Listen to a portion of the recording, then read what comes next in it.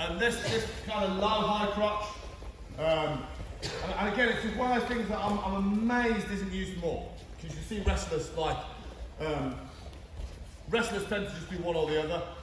So like you'll see it on DVDs and stuff, like one wrestler will always finish high crotches like this. Does that make sense? But quite indicative of the Iowa system. Okay, so Dan Gable hasn't coached for him for years, but that classic Dan Gable, really aggressive. And then Tom Brands is the coach now, him and his brother Terry. It's a very Iowa style finish, okay? But I quite like it because it's quite good, because when we're here in these positions, give me a righty mate, when it's here in these positions here, I often use these drop behinds from my wrestlers, from my knees. Does that make sense? Because I'm quite low, rather than doing this where I wrestle up here and potentially get caught in guillotines because you come in elbow here. Does that make sense? Okay, I can just be kind of like wrestling around in this position and then catch that leg straight away in this position. Now as you get a scramble away from, I'm already kind of shuffling this leg and pulling into the position. Okay. Right. You squeeze that guillotine a little bit hard, mate. Don't apologise. You've got no, it's good, mate, it's good. You've got 33 minutes. I'll fucking remind you. Okay? Yeah, we'll see. Okay, so let's go over. So again, this would be more trap and roll, which trap and roll is way more problematic no-gi. Okay, so if you've been coming to the gi classes, like I have a trap and roll variation that I've developed here where we post on the secondary arm and use the elbow. Those of you that have been coming to the gi class will have seen that. Nobody knows it, and it's like my gi version of the kipping escape. Okay, so I think escaping and mounting gi is actually easier now. Okay, because I've got a more deadly trap and roll. Okay, trap and roll is a little bit anemic in no-gi, but I do have a deadly elbow escape, which is the foot hook one that we learned the other day, where we get yourself along, mate. Okay, where we come over to this side and we win the inside position. Put your foot on the floor. Okay, there we go. So we win the inside position here on this side, didn't we? Remember doing that? So that's one from the other day. So what we'll get into now here is kipping escapes. Okay, so same thing. This would be the ideal posture for a kipping escape. Okay, so when the feet have already become elevated, the thing for me personally, okay, and this is just me, it doesn't have to be you, is although kipping escapes work really well, it's quite easy for him to bail off the mount with a kipping escape, whereas, whereas for me personally here, I find that when I get this inside foot position here, there's very little chance to bail off now. Okay, you can start trying to like jump off. I mean, like that's terrible. Do you see what I'm saying? And then the other one is if he were to try and go the other way here, he's going to get caught in this outside hook pretty quickly here in this position. So again, we've got this same kind of half guard hook sweep here. Okay. Kipping is very good though. Okay. So and it's definitely when we get into next week when we start talking about comboing the escapes. It does work really well. The big mistake everybody makes with kipping escapes, so you can go either here or here. I've got a really dodgy wrist on this side. So I can never ever do this in a million years. I probably think this is probably better if you're strong and got really healthy wrists. I have to use my elbow to drive on one side and the hand on the other, okay? Start putting some real juice into it. Yeah, the more juice the better, okay? So now here we're in a situation where his knees have almost left the floor and his legs are up in the air. The trick to kipping escapes is to get your feet off the floor. Whatever it does is they start, try and do this, okay? That's the classic kind of thing you see people try and do when they start kipping, okay? It's not an elbow escape and it's not a bridging escape. So really all I'm looking to do is offset his weight.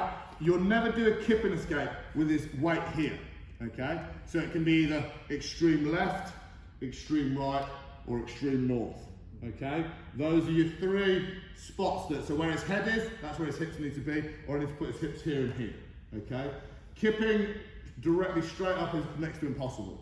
So those are your two big mistakes with it, keeping feet on the floor and not offsetting him here, okay? So when he's here in this position here, I'm gonna start to pick my feet up in this position here. Normally I'll set it with a bit of a rock one way than the other way, and you see I've got him now. Now you see how this elbow functions really well, come drive back into me, to stop him coming in. Not impossible, but not coming in here. And then I just kind of shake until that knee comes out in this position.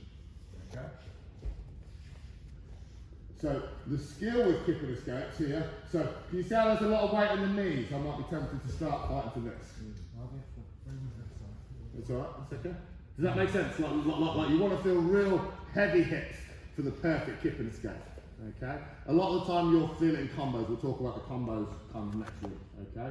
But from here, don't try and bridge him over to the side. You'll have the same, because you will bridge and get him over to the side, but as soon as you pick your feet up, he'll bring himself back to the centre. Does that make sense? So I pick my feet up and I like to get like this going. You see how even like trying to stop the motion though. You see how he can't really stop the motion.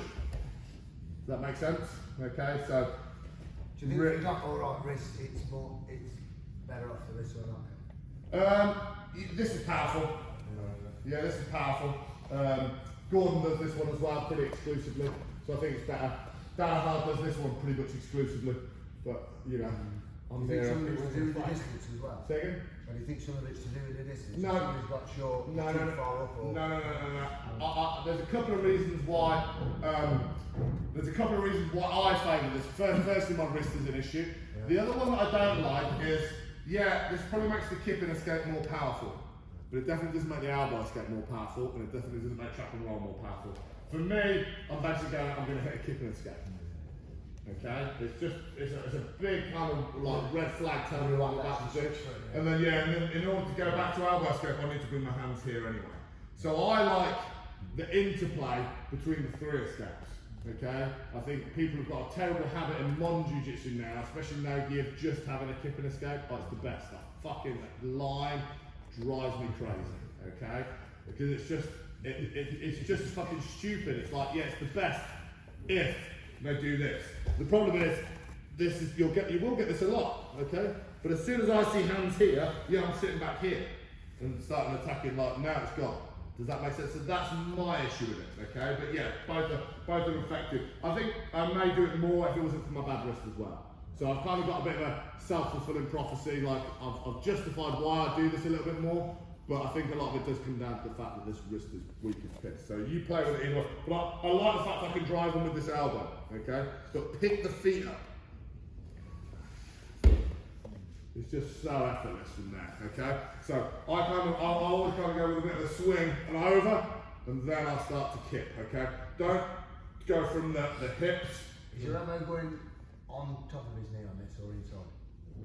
Just do it. It's going inside. So and what Linda's talking about, it's not really able to go anywhere. Do you see what I'm saying? If he drops his knees to the floor now, so I was talking to Linda the other day. So everybody, and I had you in the one-to-one today. We were talking about it like there's a mistake here that you always want the elbow on the you always want the elbow on the inside. Okay, that's somewhat true. In fact, it's largely true. That is a good place to put it if you want to do a separation-based elbow escape. But there's also a time and a place where I want to put the elbow directly on top of the knee to stop them tracking it upwards. Case in point, this hook here that I do here, my A-game escape, this one here. You see how I hold his shin, if I went inside elbow, there's nothing stopping him sliding that up, okay? And then when it comes to trap and roll, and especially in the gi, I'll do this when I can anchor on here, I'll actually come over the knee. See, I have an outside elbow now to stop him flaring his knee. Does that make sense? So this kind of has three positions to go to. But when he goes heavy hips, Lyndon, it don't really matter. No, it just changes when you start, but halfway through the thing, and then when you start rocking. Yeah, I'm still not really thinking about it, but yeah, I mean, I kind of like try and keep your hips up if you can.